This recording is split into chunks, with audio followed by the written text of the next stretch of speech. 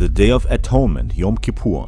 Yom Kippur was also the day known as the Sabbath of Sabbaths. These holy days coming to pass on the 10th in the fullness of the 7th month, where there was daily and personal sin, guilt, trespass, and peace offerings offered up on the altar by the priest for the individual who brought his or her sacrifice to secure Yahweh's mercy and forgiveness. Yom Kippur was a day in which all of the iniquity and sin of the nation of Israel was atoned for.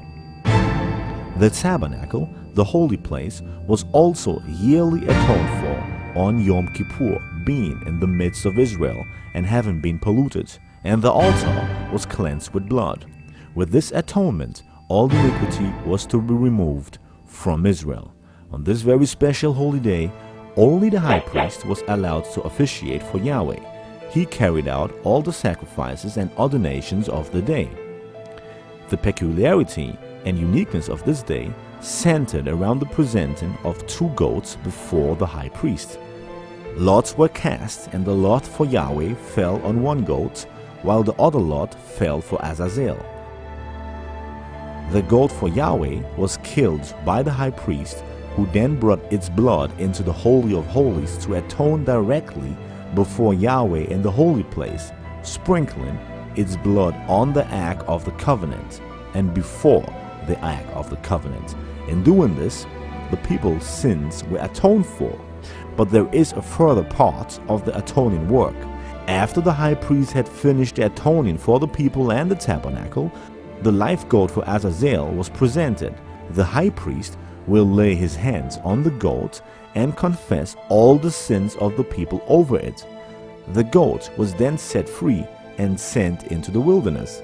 This was literally sending the goat into exile, with it taking the sins of the people away.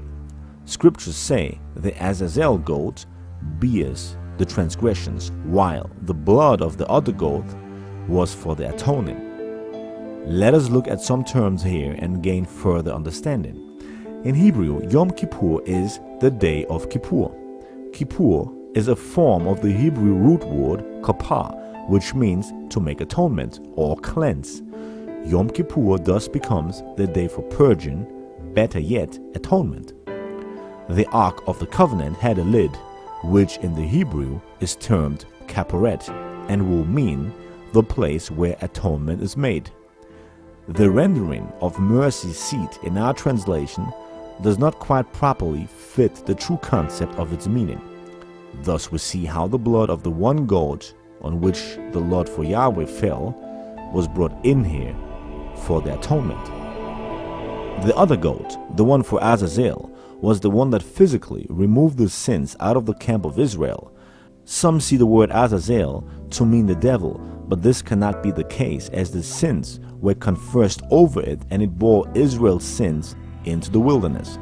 Nowhere in scriptures do we read of our sins being borne by the enemy of mankind. The term Azazel, a not so common Hebrew word, finds more of its meaning in complete removal, just then as in the 103rd Psalm that speaks of our sins being as far from us as the east is from the west because of Yahweh's compassion. So does this part of the atonement remove our sins from us as the goat is banished into the desert.